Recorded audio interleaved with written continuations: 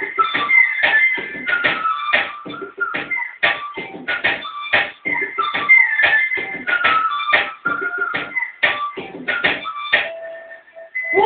to the Pinoy Countdown with me, BJ. Oh my goodness, you guys. Like, come Oh my god, I'm so excited. Because we're out of the studio. We are here at Binondo Philippines. Now, it took me approximately 4 hours to get here. Okay? For what would normally take me 30 minutes, took me 4 hours to get here.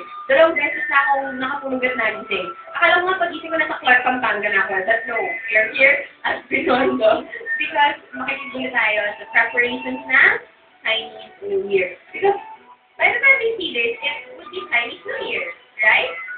Yeah, so kung may counter to all of you guys, nag-expect ako ng maraming tikoy, ng maraming house flakes, sabi sa Chinese New Year. So favorite ko siya.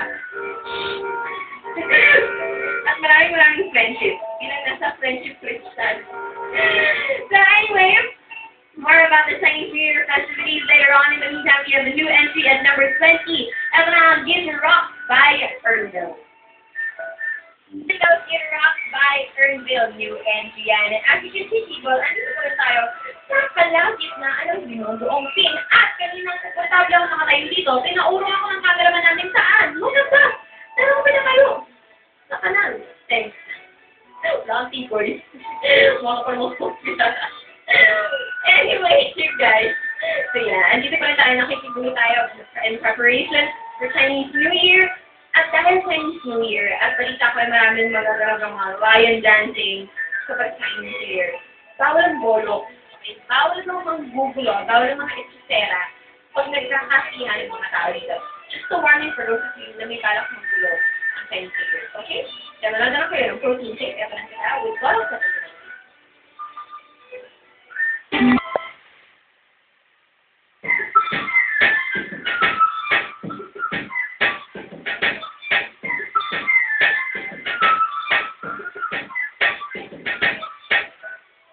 Welcome back to the Pinoy Countdown. Still with me, DJ Nikki, and as you can see, nandito pa rin tayo sa gitna ng Binondo Open. And parang you guys are so touched. Thank you very much for bringing me here.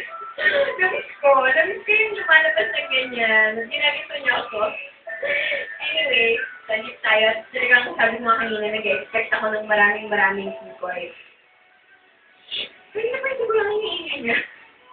Anyway, continue tayo with the countdown. And the New Year Jaguar has been pusong higa. I think that applies to me. Pag iniwan niyo ako dito sa Binondo, nung wala akong kasama, I will be a pusong higaw. And ang pusong higaw by Jaguar has at number 18. And as you can see, andito po tayo sa nakitaan ng chow or chaos. So, we all know how chaotic it can be, lalo na kung may ganitong klaseng mga event and celebration, at lalo na ngayon na naghahanda ang lahat ng tao, talagang parang wala nang bukas para bumili ng tikoy. Ito na talaga, this is na talaga yung mga pagbili nila ng tikoy, guys. At yung pang barangay level na. So, kailangan natin ng mga magigising na tulad ni Kuya Jong naka-yellow para i-control ang traffic. And having said that, I would like to introduce our next video. Simulan na natin by Kenyan Heidi in the number 17. So.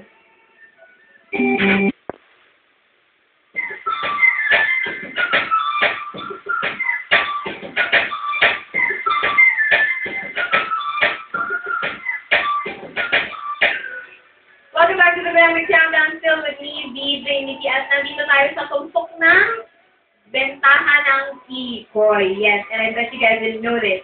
But apparently, tikoy, apart from it bringing luck because pagkain siya ng bilog, ang kung sabihin ko ng tikoy is because it's malagkit. Arte ko naman, because it's malagkit. Because it's malagkit, it keeps the pamilya together. Type. Dahil malagkit sa lahat ng mga pamilya lang ba? Ano ba? Pamilya, relationship, friendship, kaya mga amigas mo, kung kayo na ng trouble, o kaya naman ang inyong jowa, just staying clear, para naman secure nyo in yung relationship, alright, bumili na kayo ng tikoy, para malagkit ang yung relationship. Mamaya-maya konti lang naman natin si Kuya, na nahahawig kay Samuel B. Mamaya naman natin sa kanya, kung magkano ba isang box ng tikoy. Because the more tikoy, the tighter the friendship. Anyway, ito nag-exam question. Let's miss you at number 16. Exam question with Miss You at number 16. At ang ating susunod na video at number 15.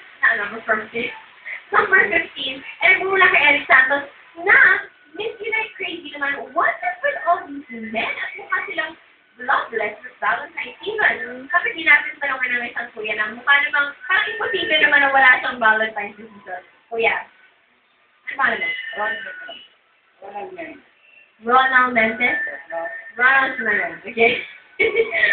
Kuya Ron. Ron na lang. Back to tayo. Okay. Kuya Ron. Ngayong Valentine's season. Bilang ang Chinese New Year, bumabagsak din sa Valentine's season. Meron bang Valentine's? Meron. Meron. Bakit ano sa Marikina? Wala rin ako. Nasa Marikina. Ikaw may bumili ng maraming tikoy para yung relationship niya, malagkit at intact. Isang tikoy lang, ma'am. Pero tagwa natin. Isang tikoy lang ang katapat niya, okay na? Okay na, ma'am. Malaki rin, ma'am. Kasi, ma'am, yung ubing malaki lang. So, ubay yung talagang pinaka-bestseller niya. Pitis din, ma'am. Maganda, ma'am. Ito, ma'am. Ang alin, ano yan? Pitis. Okay. Magkano naman yun? 140 naman. Sige kuya, anong naman ang may advice mo kay Sam Concepcion at kay Eric Santos na walang pagmamahal na natatanggap ngayong Valentine's Day? Kaya nang malang natatanggap na Valentine's Day, dito lang ito sa Malangga City. Sabi. Tara, yun sir. Maraming salamat kayo. Pakita pa natin sa thank you so much. Ayan guys, from a true heartthrob. Picture na yun. Anyway, here's Eric Santos, number 15, with Miss You Like Crazy.